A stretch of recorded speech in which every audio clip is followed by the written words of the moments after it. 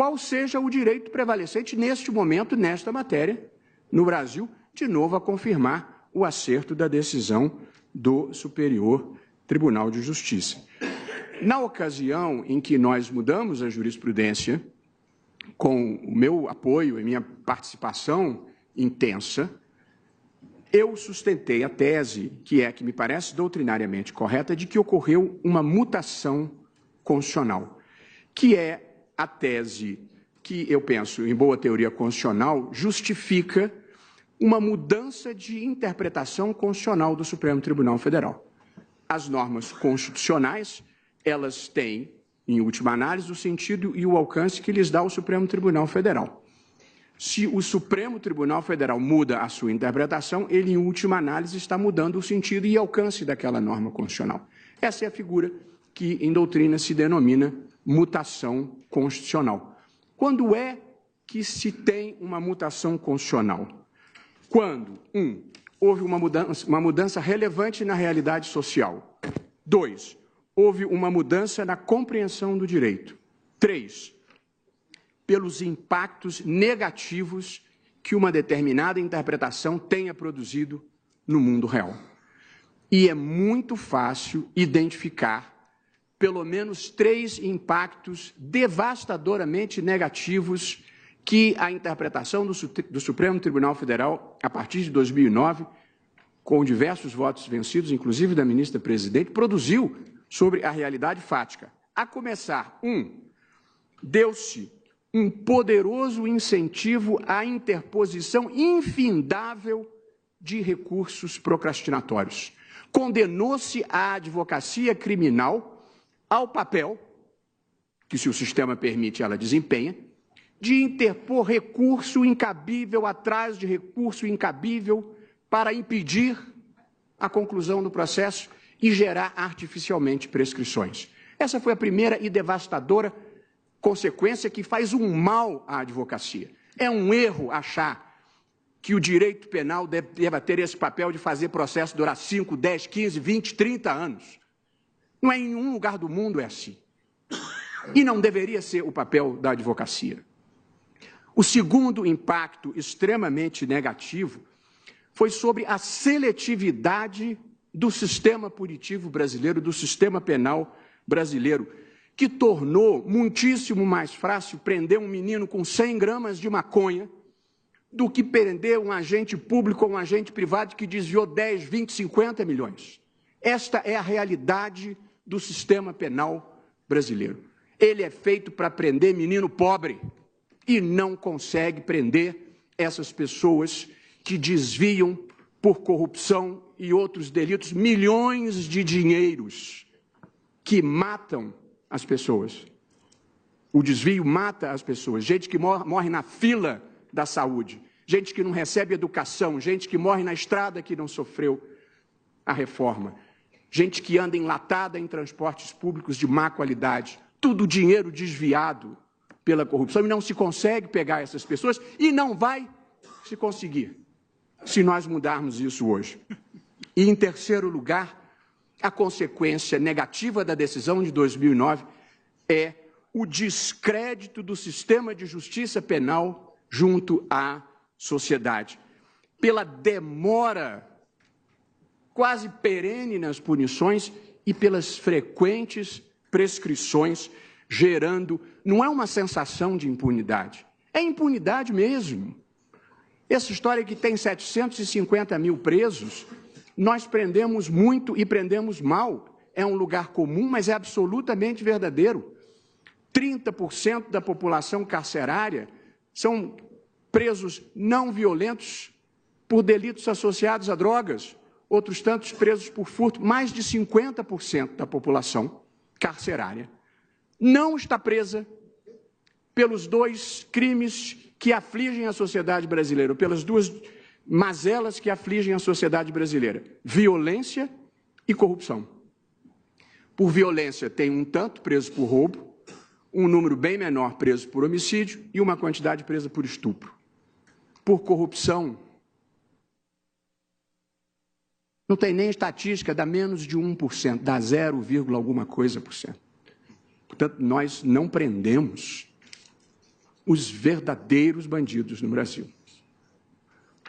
Portanto, 3 consequências devastadoras da decisão de 2009. Incentivo à recorribilidade procrastinatória, aumento da seletividade do sistema e descrédito junto à população, que, eu repito, não é sensação de impunidade, é impunidade de verdade que a gente vê a olhos vistos trafegando na rua. E por essa razão, por esse conjunto de razões, é que este Tribunal Pleno mudou esse entendimento de efeitos devastadoramente negativos sobre a sociedade brasileira. Pois bem, de 2016 para cá, não aconteceu nenhuma mudança relevante na realidade fática, nem na compreensão do direito, e como o ministro Alexandre de Moraes acaba de afirmar, e havia sido objeto de um artigo doutrinário do professor Ivar Hartmann, da Fundação Getúlio Vargas, a decisão não produziu impacto mínimo sobre o sistema carcerário. Não houve aumento do índice de encarceramento por causa da nossa decisão?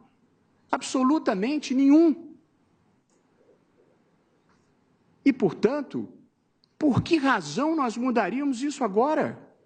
Se não houve mudança na realidade fática, se não houve mudança na compreensão do direito, se não houve impacto negativo sobre a vida real, mudar para quê?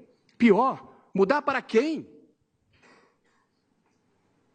Os exemplos das disfunções do sistema, eles são tantos, que eu gostaria de lembrar alguns deles, sem citar o nome das partes. Houve o caso célebre do jornalista, que matou a namorada com um tiro pelas costas por motivo fútil. Foi julgado e condenado pelo tribunal do júri e continuava livre 10 anos depois do julgamento. O pai da moça, o pai da vítima, devastado pela dor, deu a seguinte entrevista: um dia eu liguei para a casa dele, do assassino, e disse: você vai morrer igual a um frango. Eu vou cortar o seu pescoço. E prossegue o pai da moça, da vítima. Eu sonhava em fazer justiça por mim mesmo. Era só pagar R$5.000 a um pistoleiro. Quem tirou essa ideia da minha cabeça foram os advogados. Fecho aspas. Um sistema penal que não funciona com um mínimo de efetividade desperta os instintos de se realizar justiça com as próprias mãos. Nós regrediremos ao tempo da vingança privada. Outro caso, o do senador, ex-senador da República, condenado pelo desvio de 169 milhões. 169 milhões. Basta pensar o que dá para fazer de bom na vida com essa quantidade de dinheiro. Depois os fatos ocorridos em 92, depois da interposição de 34 recursos, a decisão finalmente foi cumprida em 2016, quando ele veio a ser preso. E durante todo este período, já condenado, circulou livremente em carros de luxos, em restaurantes e dando gorjetas fartas. Um sistema judicial que não funciona faz as pessoas acreditarem que o crime compensa. O caso do jogador de futebol. Em dezembro de 1995, um conhecido jogador de futebol, saindo da balada, embriagado, dirigindo o seu carro importado, provocou um acidente e a morte de 3 pessoas. Foi condenado em outubro de 99 a uma pena de 4 anos e meio de prisão. Homicídio culposo, pena relativamente modesta pela morte de 3 pessoas. Seus advogados entraram com nada menos do que 21 recursos apenas no Superior Tribunal de Justiça e outros tantos no Supremo.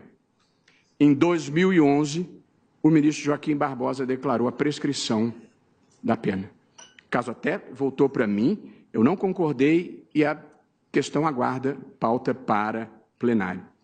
Mas as famílias das 3 vítimas podem assistir, sem grande dificuldade, pela televisão, o jogador fazendo os comentários nos jogos de futebol. Portanto, além da perda, tem que conviver com o sofrimento da mais absoluta impunidade. Há casos bizarros, como o do suplente de deputado federal que matou a titular do cargo para ocupar a sua vaga. Veja, contratou pistoleiros que mataram a deputada, seu marido e 2 outras vítimas, num episódio conhecido como Chacina da Gruta. O crime aconteceu em 98. O réu aguardou em liberdade pelo julgamento, que só ocorreu em 2012, 13 anos depois dos fatos. Ele foi condenado a 103 anos e 4 meses de reclusão. E aí se deu a prisão preventiva finalmente. Ele recorreu da decisão e o recurso especial se encontra pendente de julgamento até hoje no Superior Tribunal de Justiça. De modo que, se tivesse que esperar o julgamento pelo Superior Tribunal de Justiça, um homicídio, coisa de facínora, ocorrido em 1998, em 2018 ainda estaria aguardando o julgamento do Superior Tribunal de Justiça. E aqui 2 conclusões que eu acho imprescindíveis se tirar desse caso. Uma nós já resolvemos na primeira turma, que é o entendimento de condenação pelo tribunal do júri tem execução imediata. Porque o júri é soberano e o ministro Toffoli manifestou esse entendimento, eu decidi assim na primeira turma, o ministro Alexandre também já decidiu assim, e acho que esse é um entendimento que vem se consolidando por evidente. O sujeito não pode matar alguém, ser condenado pelo júri e continuar morando na mesma casa, na mesma comunidade da vítima. É uma vergonha, é uma afronta ao senso mínimo de justiça de qualquer pessoa. A justiça, eu penso, está para a alma como a alimentação está para o corpo. A gente tem que ser capaz de saciar essa demanda. Não é com espírito punitivo, sou contra vingadores mascarados, sou contra punitivismos em geral, é preciso cumprir o devido processo legal e respeitar o direito de defesa. Mas isso é muito importante se estabelecer no Brasil, porque as palavras perderam o sentido. Devido processo legal não é o que não acaba nunca.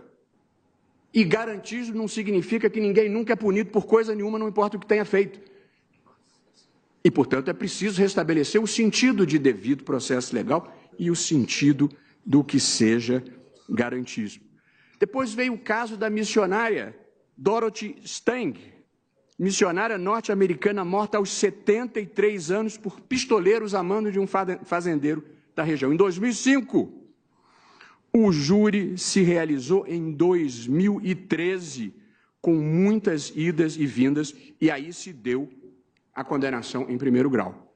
Porque se não tivesse sido preso preventivamente, estaria solto até hoje. E, portanto, um sistema de justiça criminal que não funciona desmoraliza o Brasil perante a comunidade internacional também. Ministro Luiz Roberto. Pois não? Eu comungo de todas essas